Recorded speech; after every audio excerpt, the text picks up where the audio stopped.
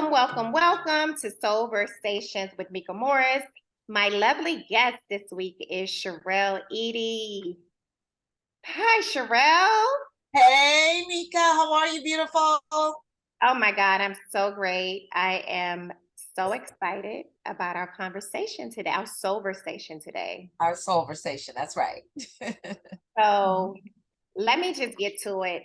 Miss Shirrell is one of my co-authors of this fabulous book. If you don't have it, please go check it out, Shenomenal.com. And you can go onto her link to purchase, or you can go into my link and purchase. However you purchase, get it, because it'll bless your whole soul. But Shirrell, let me just say this. Yes. We have some phenomenal stories in this book, but yours? Almost unbelievable, right?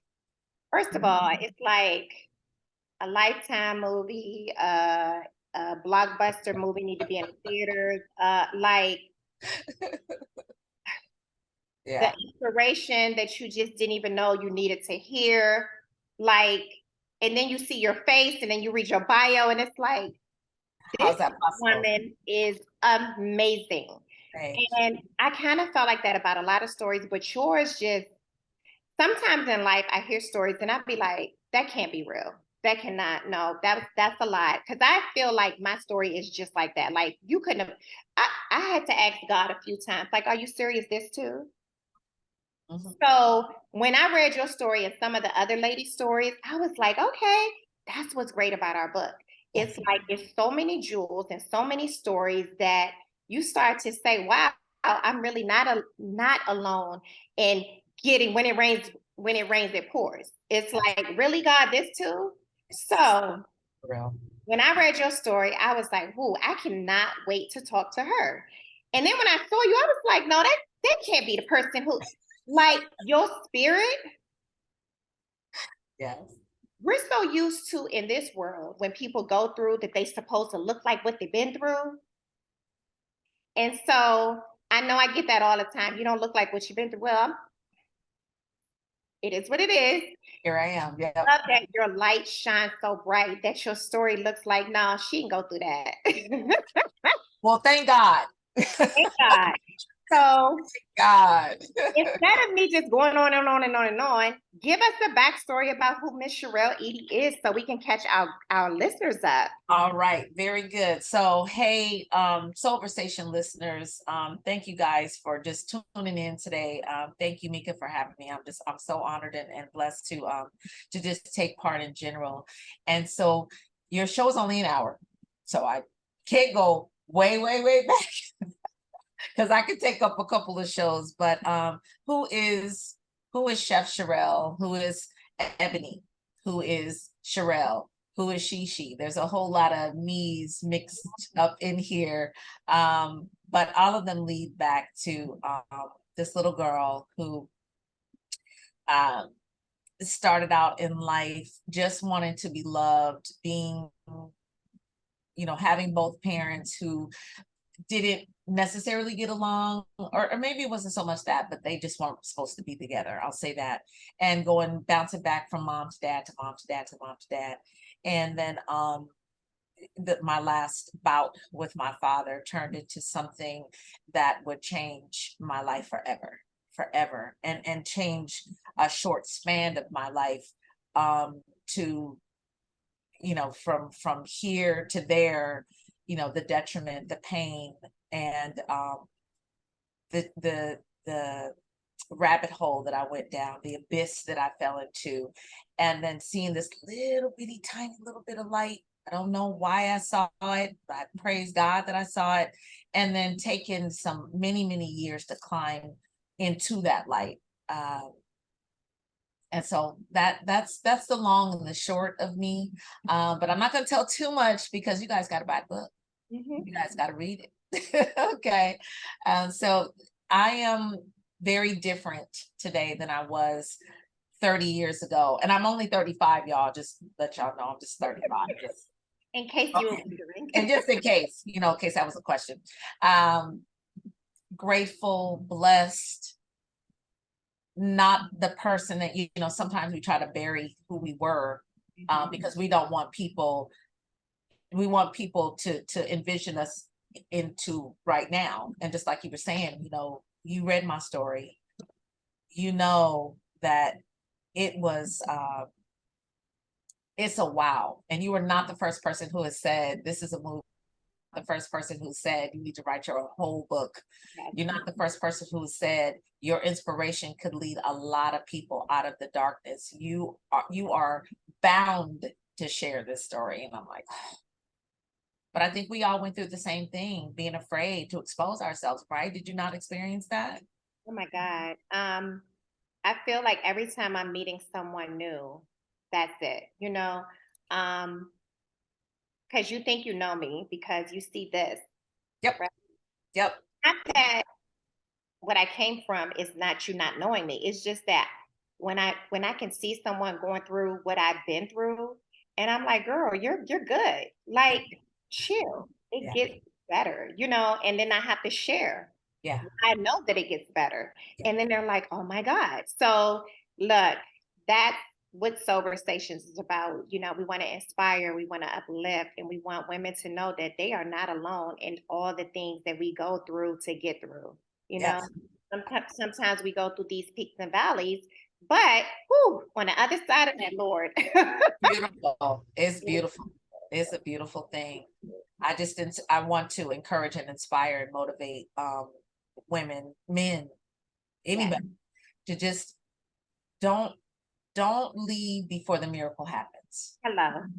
Don't Hello. leave before the miracle happens. Just hold on because it's coming. Everybody Just has their day. just keep living. Exactly. I wanted to do a few little icebreakers so that it can make the conversation go a little further. First of all, happy Women's Month. Thank you. Likewise. Have some It's freaking so cool Louis. that we finally got to do this interview during this month. And you know, I celebrate you for all of who you are as a woman, as a mother, as someone who gives to her community. You just, girl, you're phenomenal. Thank you. That's it. Um, where were you born and raised, Missy? How about right here, right now? Sunny Southern California. I've lived here all of my life. I was born and raised here. And I'm not understanding this cold. Let me just say that. I Oh don't my understand. God. Oh my God. I know y'all are having a fit. I am absolutely like loving it because I've yet to really wear a coat and Uh-huh. to finally be able to wear a whole coat. Like I am so good. And you know what I love about it too? It's so green right now. Yeah, that's true. That is So true. beautiful. It's That just is true. a beautiful That is true. time. And I know you guys are like shaking in y'all little, yeah, y'all are having a damn fit right now because it's just way too much for y'all. I spoke with another one of my friends that's from here. She's like, it's never been this cold in all my life since I've been here. I said, when did you get here? Because I thought she was from here. She was like, all my life. All of it. I don't understand it. I get it.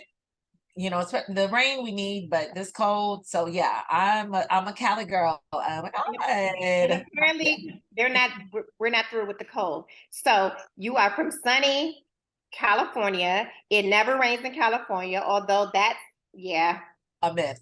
it's gone. It's gone. Yeah, it rains here. Um, do you have siblings? I do not. Oh, actually, that's a two-part question. So, Okay. from my parents, my mother and father together, I am an only child. I do have well, three half brothers. Okay. From your dad. Yes. So you're your mama's only child. The only one. She said she was putting all of her eggs in one basket. No pressure, right? Mm. So here I am. Yes. Only child. Yes. Yes. Yes. And you have how many children? Two. I have two. I have a son and a daughter. My daughter's the oldest. She's 31. And my son, although I don't know how that's possible because I remember I'm only 35. 35. You're I'm only 35. 35. And my son is 26. Yeah. Okay. Yeah. All right. So that puts, are you married, single?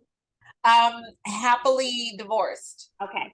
Happily divorced. That means she's available, guys, if you guys are Hey. listening. Okay. First book her, first book her for catering and pay her well. Please. Thank you. Then after she's done the job well done, then pursue. And let me be honest, I do have someone very special in my life. So Okay, in the yeah, I'm story. excited. In the best I'm way. excited. I'm hoping to make that be my tomorrow and my forever. We'll see. Yes. Well, Yeah. congratulations. Thank you. Thank you. Thank you for taking time out of your very busy schedule because you literally said yes this week. And Yes. I really appreciate that because I know you're super busy. But again, I wanted to have you on because your chapter is phenomenal. And I'm not saying it because that's the name of the title of the book and of who we are as women, Shenomenal Women. It's just, whew. I already asked you to describe who you are briefly, so that's part of your chapter. Looking back over your life during the turbulent times, what do you think was your saving grace, Shirrell? That is such a great question because I felt in my spirit, he's saying, I feel in my spirit. I knew in my spirit that I was not where I was supposed to be in my life for many reasons. Initially, it was because I was a mother, right? Mm-hmm. And I was not being, see if I can make this make sense. I was a mom, but I wasn't being a mother. Mm-hmm. Okay. And my initial reason for wanting to get out of life, if you will, was because I needed to be a mother. But they tell you in the doors and halls of Narcotics Anonymous, Alcoholics Anonymous, that you must first commit to your own self-healing before you can take care of anyone else. And it wasn't until I realized that as long as I was doing it for anyone else, my kids, my mom, even for God, quite frankly, if I wasn't doing it for me, then it wasn't something that was going to last. And I think that was my saving grace after the highs and lows. When I tell you the roller coaster was insane, getting sober, relapsing, getting sober, relapsing, getting sober, relapsing. It wasn't until I started to realize that I needed to do it for myself. And then being able to see the signs of relapse before it happened and being able to detour. Yeah. I learned how to take detours. I was like, oh, okay, devil, I see you coming. Not today. Not I today. love that. Today. You started to see where you needed to. Pivot. This is about to be another episode. Let me go this way. That's important. Wow. Yeah. That girl, you just went deep. Yes. I'm gonna go back because you just said not even for God. Yeah. And we're taught we can do it all for God, right? Right. To sit with yourself and say, this ain't about God. Because I remember it was a part in the book where you said, someone asked you, well, girl, when will you stop using? Yeah. And you said, if I get pregnant. Yep. And then you got pregnant and you stopped using for 2 years. And then I guess temptation, Right. So not even for your child, not even for your mama, because I'm sure your mama was like, hey, this is not who we raising, okay? What are you doing? Yeah. Like you said, your mother put all of her eggs in that basket. I'm pretty sure that, like you said, the pressure of just that alone, like I'm doing this and I'm breaking my mama's heart and I'm a mama, but not even God.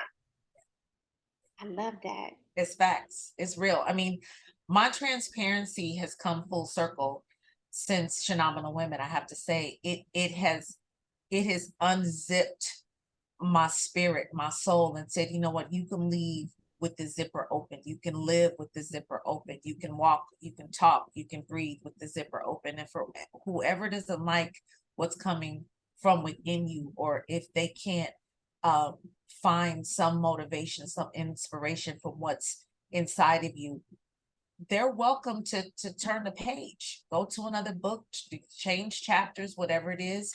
But since I've learned to live in my transparency, it's created a certain amount of peace and freedom. And I'm okay with telling God it wasn't even about you. It was about me, so that I could live and do the things that you would have me do to be great. You know what I mean? It's almost like I could take a job being the president and CEO of a company, but if I don't believe in the product, then how can I sell it? Does that make sense? Can't.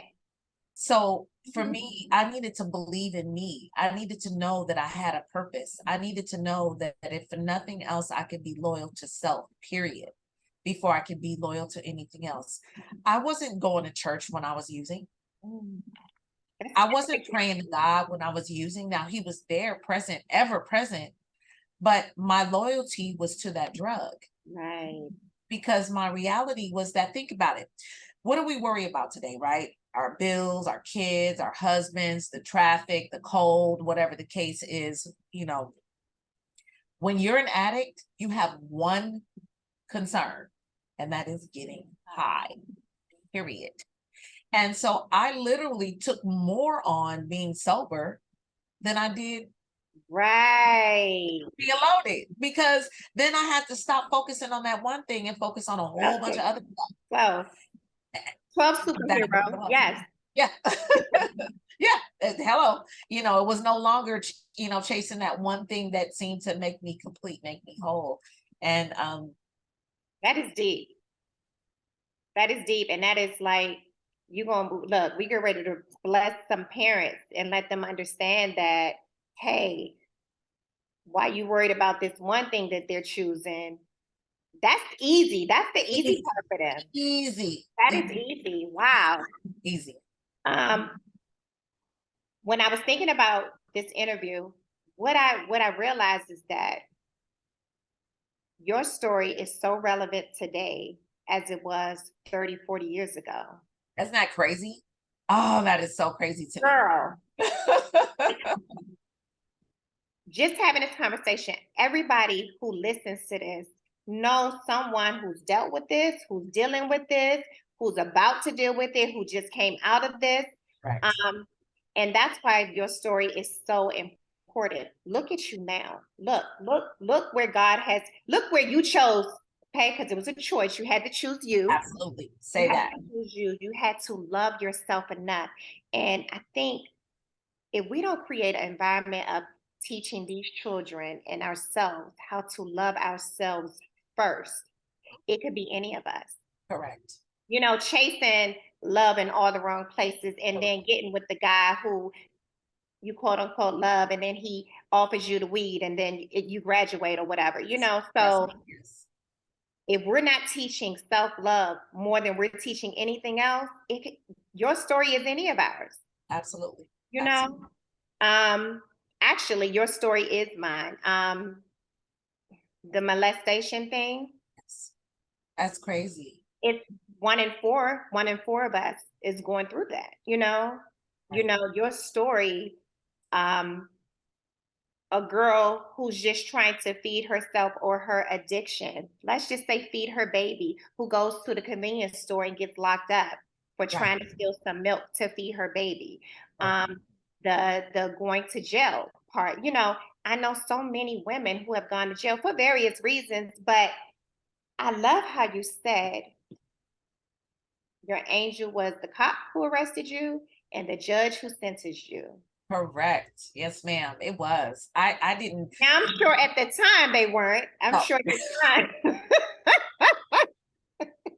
No, ma'am. No, ma'am.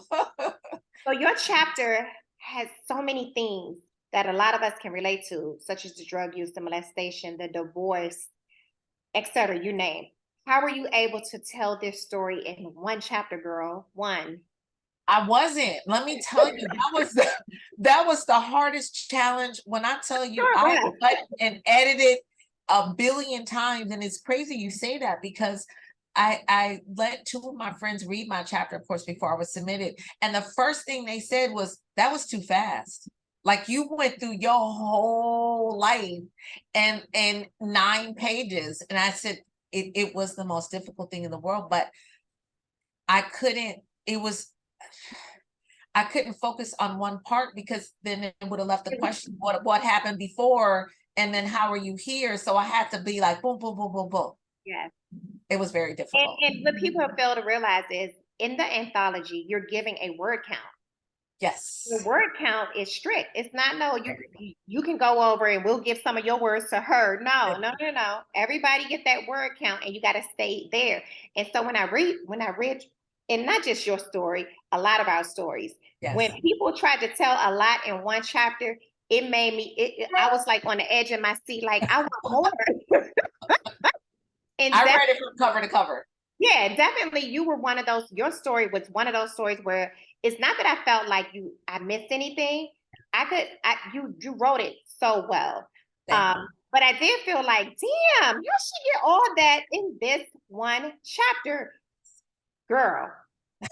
I'll But be I honest. also felt like, God, I want to just sit at her feet and just have some wine and just sit and just break bread because, like I said, your story resonates in so many different areas, in my own life. Um, so what I want to ask you is, in writing your chapter and putting it all on paper, what was that feeling?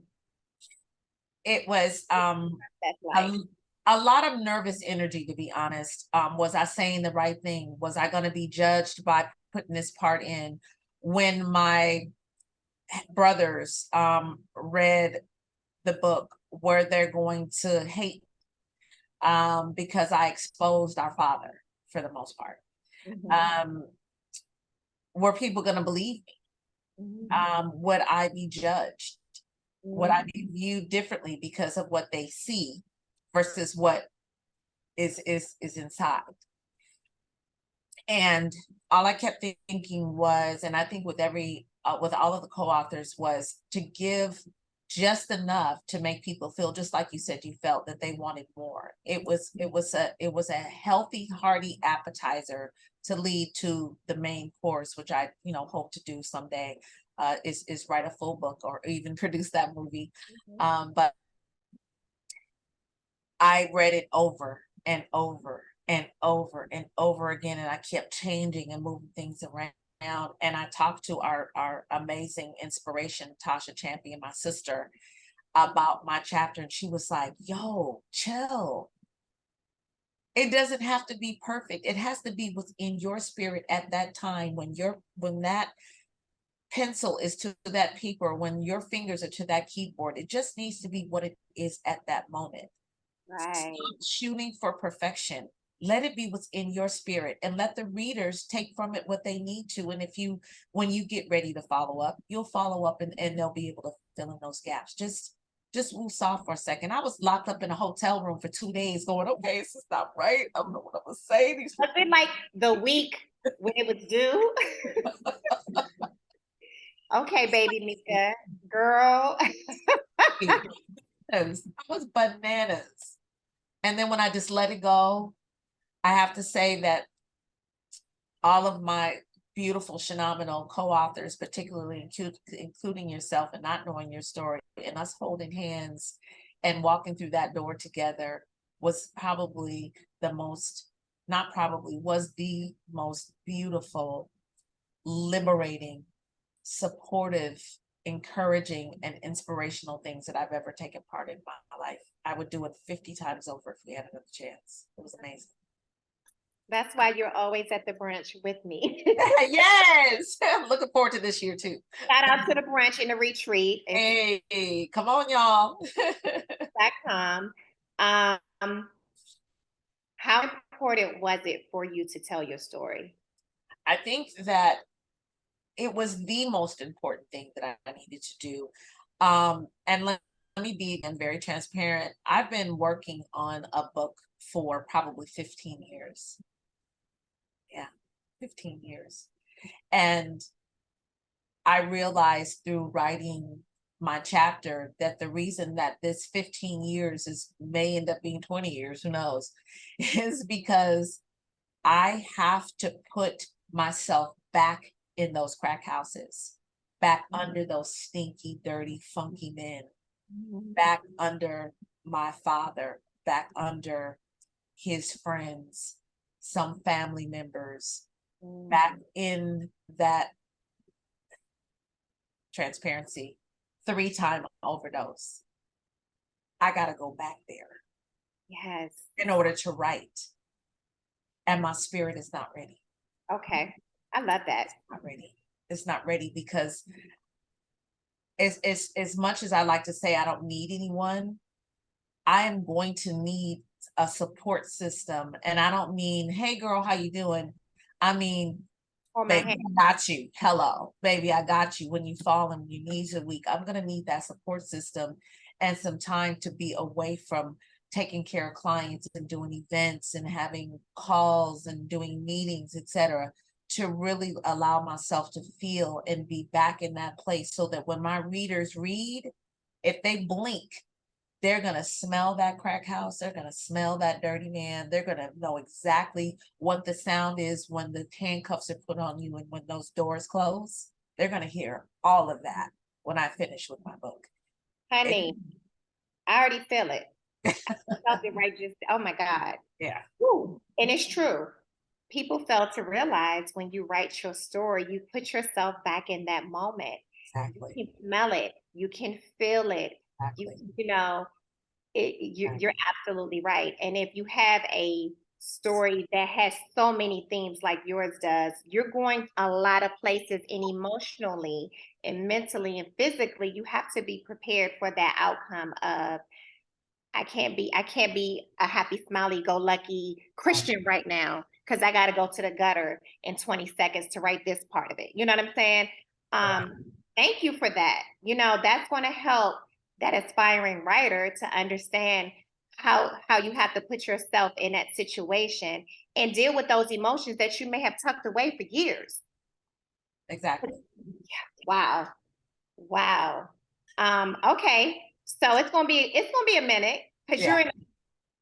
you're in a where are you right now? Let me not speak for you. Where are you right now, Shirrell? Because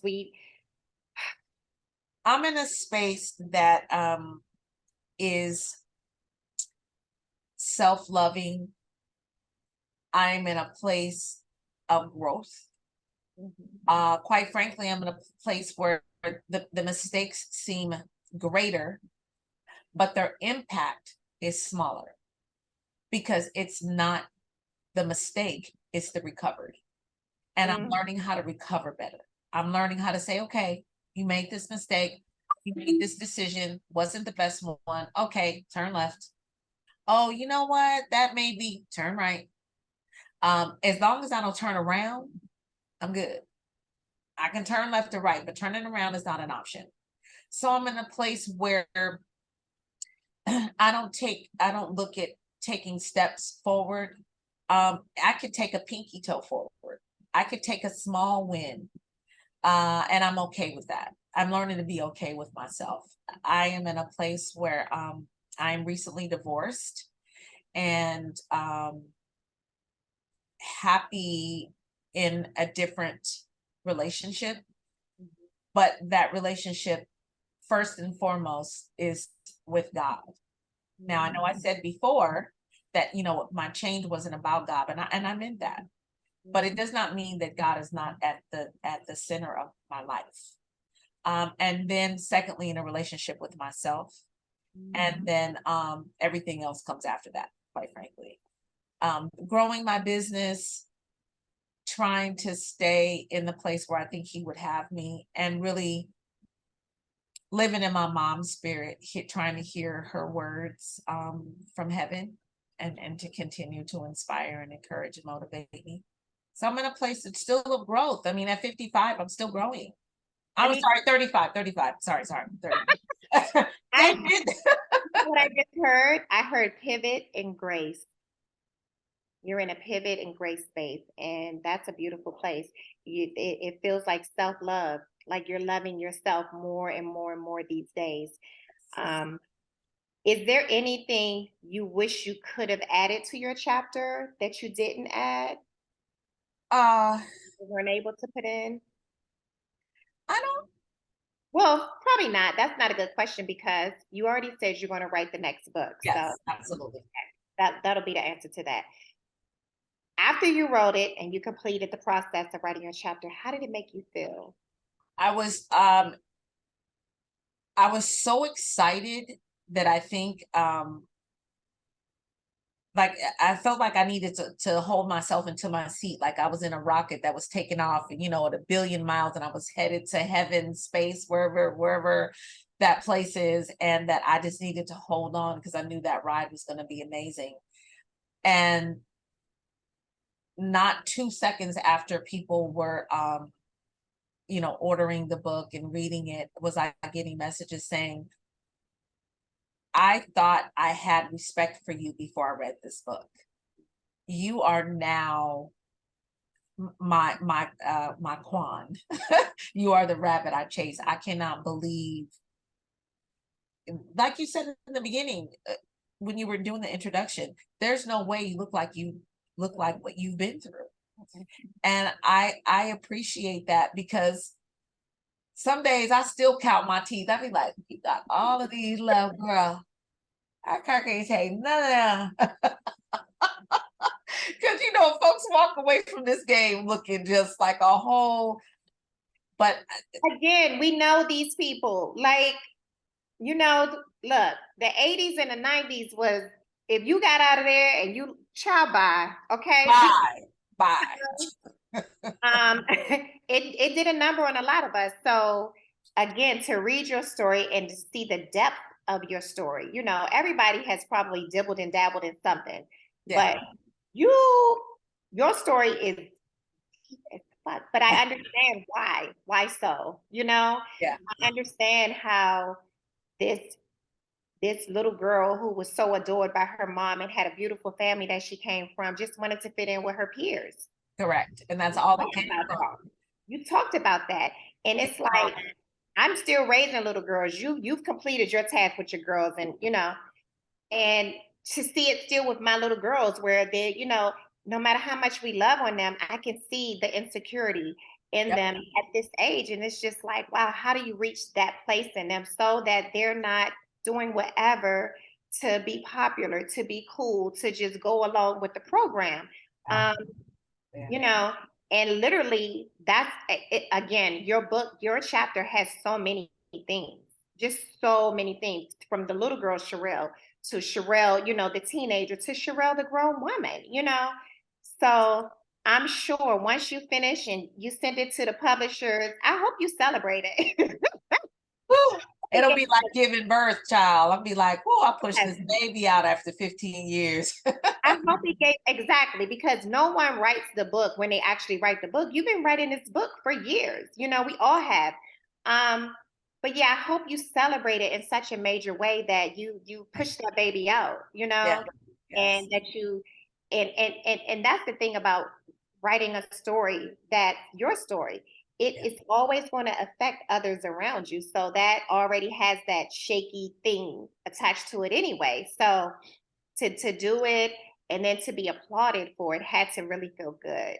It did. I think our book signings were the most,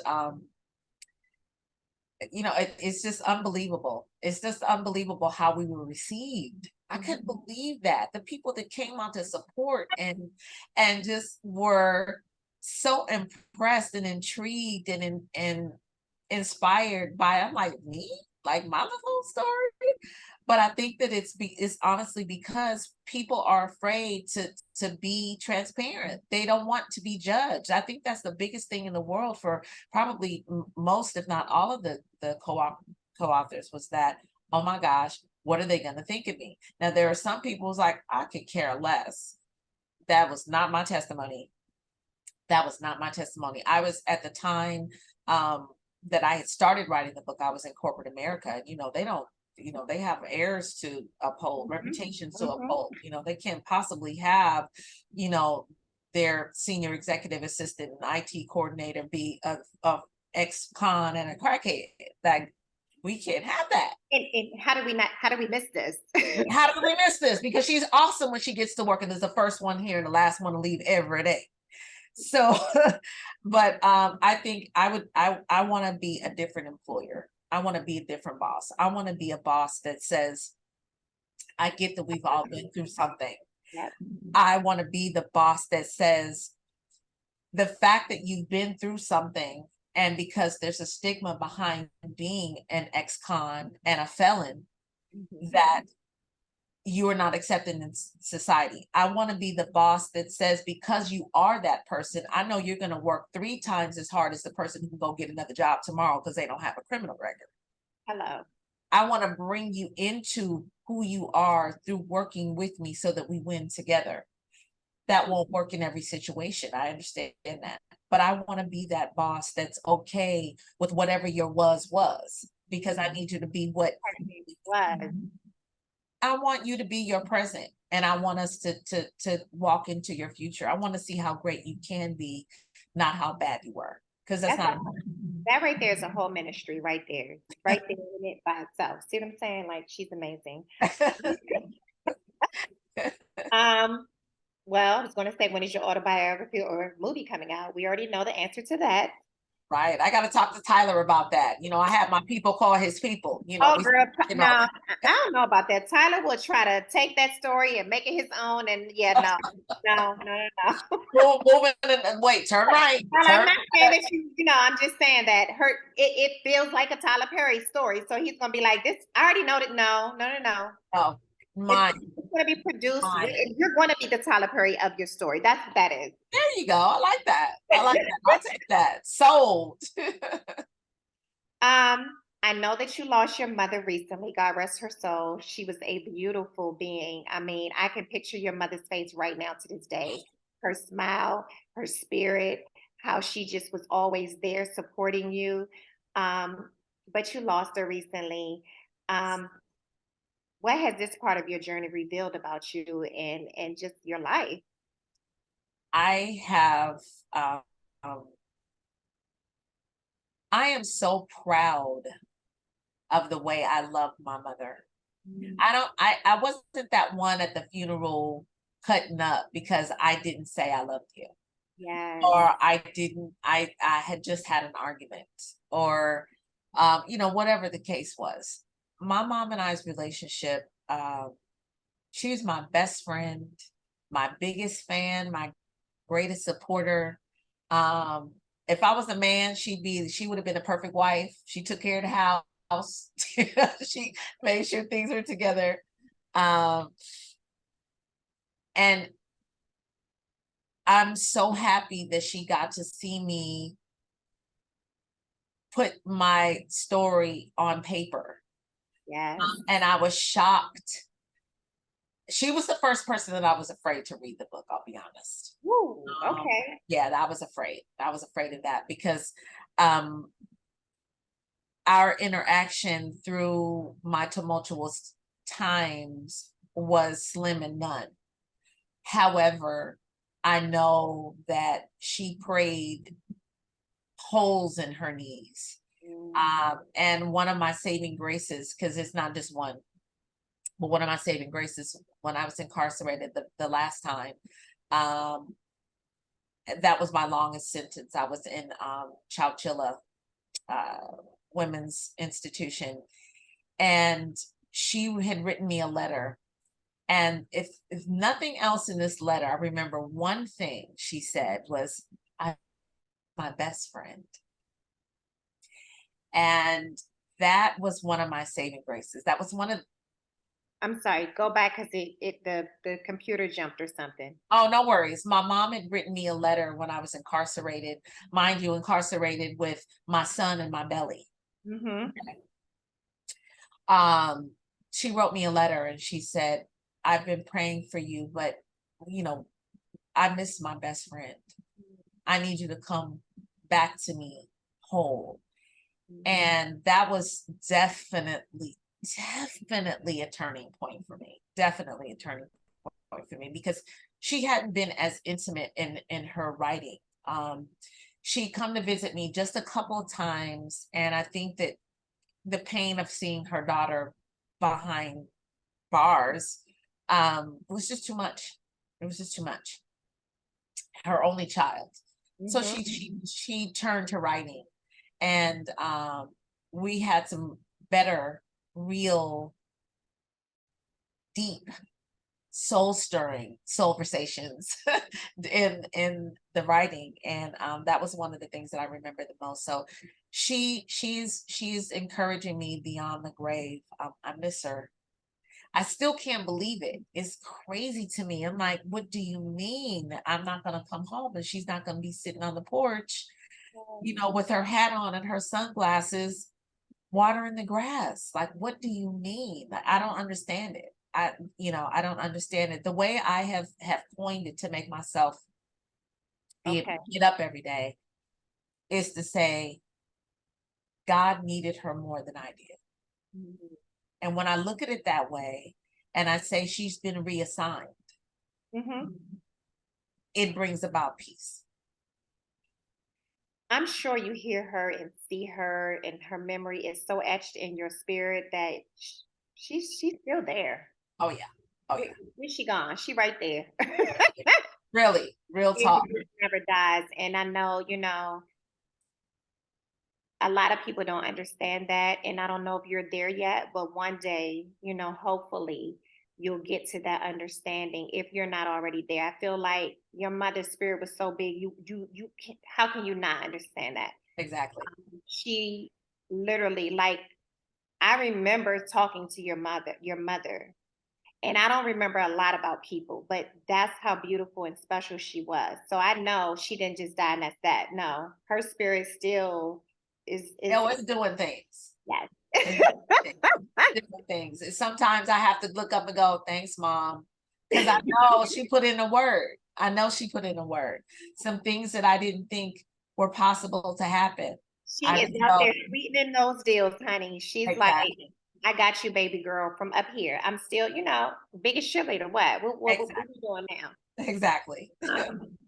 Since you kind of mentioned the incarceration, in your last stint, which was the longest stint, and that's the stint where, and if you read the book, she says that the judge said, "Oh, I see you again. I told you I'm gonna give you time, and I'm giving you this time." So it was what, 16 months? You said. Exactly. Yes. Oh, in that 16 months, you find out you're pregnant with your son, 2 months already. Um, what did you learn about yourself during that time? Because I think that's when things shifted and changed for you. It did.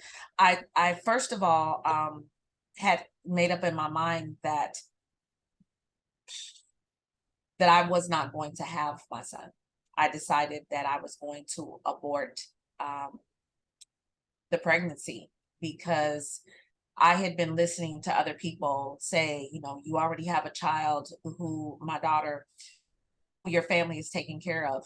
What are you going to do with the second child? How is it possible? You can't even take care of yourself. How are you going to take over another child? And I'll tell this story very quickly. And this is going to be in the second book. Mhm. When I went to the jail's hospital, um, handcuffed to a gurney and then handcuffed to another gurney after transport and getting to the hospital, and them in the process of getting me prepared to do the 4 or 3 day procedure or 2 day procedure of pregnancy where you have to have an insert and you expand your cervix because you actually have a fetus in you, because I was 4 months pregnant at the time. And as the doctor got ready to got ready to do this, the procedure, he explained, okay, you have to insert this bamboo stick and it's going to do this, blah, blah, blah. And I said, stop. And he was like, what? And I said, stop. And I sat up and he goes, you mean you don't want the abortion? I said, no, no. God is going to make a way for me and this baby. This man takes his scrubs off. This doctor, he's paid to do this, right?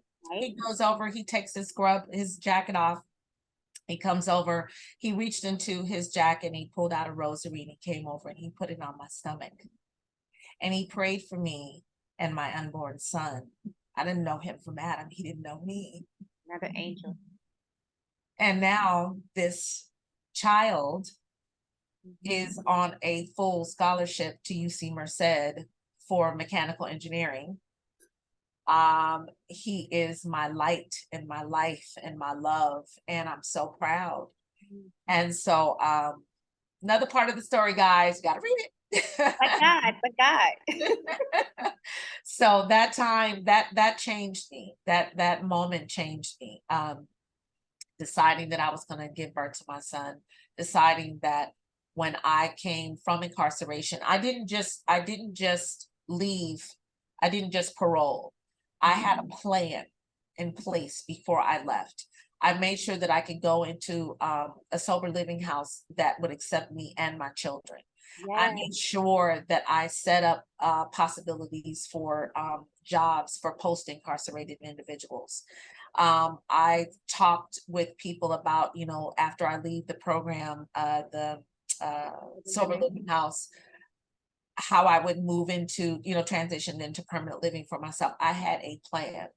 And because I was prepared when I left, I never, ever touched the drug again, ever again. And I didn't look back. I left the penitentiary on September 5th, 1995, with $200 and a paper bag with everything in my life. And ta-da, what you see behind you, that's my living room. Yes. House. Look at it. Beautiful, gorgeous. So yeah, that was, it's been a long, let's see, September 95. I'm coming up on a few minutes of living this good old life. Let me explain something to you. Not only did you do that, you graduated from college. I did. You graduated with your master's. I did. You worked for corporate America for 30 years. I did. And now you're your own business owner. What? Yes, ma'am. But God. Yes, ma'am. I am. God, like he just opens up all of these windows and doors that no man can close. What? No, loving it, helping other people, appreciating my seniors, giving honor and paying homage to them, and doing wonderful events. I did a great event last night in Newport Beach, catering, helping other people open businesses. You know, I've owned homes 3 times over now since then. And looking forward to tomorrow every day, and hoping that he just gives me one more chance to be great. Is to wake up in the morning. I got the rest. How did you raise such successful kids? Tell us about your children. You said you're in a full scholarship engineering. Your daughter? Yeah, my daughter, she lives in Las Vegas. She was working for an expediting company where she was the training supervisor, and then she just recently transitioned to one of the Resort World, the newest hotel in Las Vegas. So she's working there now. And she's still trying to find her way, but I'm very proud of her for whatever decisions that she makes. Our relationship was tumultuous as well, and we're now best friends, much like my mom and I. So I'm blessed. I love that. My son is a real different creature. He's a boy. He's a typical boy. He's like, hey, I'm in school. He's graduating. So he left 6 months before scheduled graduation. I think it was, I want to say 4 years ago. And recently went back. I'm talking about, he went back in January to finish the last 6 months. And so he got to school. I haven't heard, well, I won't say I haven't heard from him. He hasn't called me. I haven't talked to him. He'll text periodically, Mom, I'm in these books. I'm in these books. Because if he does it right, he'll finish in June. So we're looking forward to that, the long-awaited graduation. But I love the fact that he is so determined. Yeah, exactly. He's determined to finish. He's not gonna walk away from what he started, and I'm very proud of him. So they're doing great. That is beautiful. Shirrell, what would you tell 17-year-old Shirrell? What would you tell her? Listen, little tail, little girl. Listen, you is smart, you is kind, you is important. Yes, that's what I would tell me, seriously, because I was brilliant in school, and just on the way to doing great things, but my desire to want to fit in and to be accepted outshine what the real beauty inside of me was. I let other people convince me that I needed to be someone else to be cool, to be popular. And I couldn't just turn that switch off once I became popular. I had to keep the lie going. You had to keep that facade going. And so it ended up taking a huge chunk out of my life. However, to its credit, it has built tremendous character, tremendous resilience, tremendous pride. What inspires me? My past inspires me. I look back at where I was. I literally went and looked at my rap sheet downtown in the Hall of Records underground, where there's no windows or doors practically to that place. And I look back at even some of my arrest photos. You don't know who that person is. Wow, I don't know who. No, that was not me. So if I could have shown 17-year-old just A my glimpse. chapter, if I could have had her read those pages, she would have been that attorney that she wanted to be. Because that's what I wanted to do. I wanted to be an attorney when I was young. Even went to paralegal school. I did a 3-week internship with a law firm, and I found out that they were the biggest jerks in the world. And I was going to be the first attorney with a personality. I was going to love people and treat them like they should be treated. And then, And you're doing that just in a whole in a different different career. way. Exactly. What is your legacy? Loyalty, Mm, fight, mm. stand. Your knees will be weak. Perseverance. Hold on to that dream with all that's in you, and just keep fighting. Just keep fighting. Just keep fighting. That's it. There's life on the other side of the pipe, folks. On the other, it's really, That's the name of the movie. that's it. That's the title. Life on the other side. Oh my God. Yeah, there's life. There's life. Honey, I so enjoyed our time in space. I absolutely love that you said yes. I absolutely love the joy, the grace, the loyalty that you want from others that you give to yourself. The pivoting that you taught us to do today, the grace that you've shown us and taught us to give to ourselves. Please tell us about your businesses and how we can reach you. Of course, of course. So I have 2 companies. Love Premier, or actually I should say LOVE Premier Catering Events. LOVE stands for Living Our Vision Every Day, which is just to bring culinary masterpieces to your events, no matter how big or small. You can reach me on Facebook and Instagram at The Love Events. You can also contact me via phone at 323-877-2500. And I also I'm a franchise owner of a company called Chefs for Seniors, LA South Bay. I own the Los Angeles and South Bay region. I'm also on Facebook, thank you. Facebook and Instagram at Chefs for Seniors, LASB, which stands for LA South Bay. And you can also reach me at 424-224-9780. And your Instagram and Facebook pages. Yes, they're both the same. On Facebook and Instagram for Love Premier Catering is at The Love Events on Facebook and Instagram. For Chefs for Seniors, it is at Chefs for Seniors, 4 spelled out FOR, Chefs for Seniors LASB on Facebook and also at Shirrell Edey. If you just say, I don't remember all that, just remember Shirrell Edey, and we'll get you the rest of the places you need to be. And again, you can find her chapter in Yes. Shenomenal book called Shenomenal Women. Look, Thank you for another great Soulversation with my guest today, Shirrell Edey. It was such a pleasure and an honor to finally just speak with you and to interview you. Girl, I just love you. I thank you again for your yes and can't wait to see you soon. Soon, very soon. We'll be on brunch mode in 5 seconds. Retreat. I am there for all of it. Yes.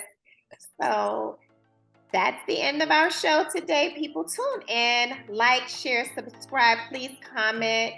If you love our show, please get it out to your folks. You know, this is a healing space. This is a Soulversation for your soul. Absolutely.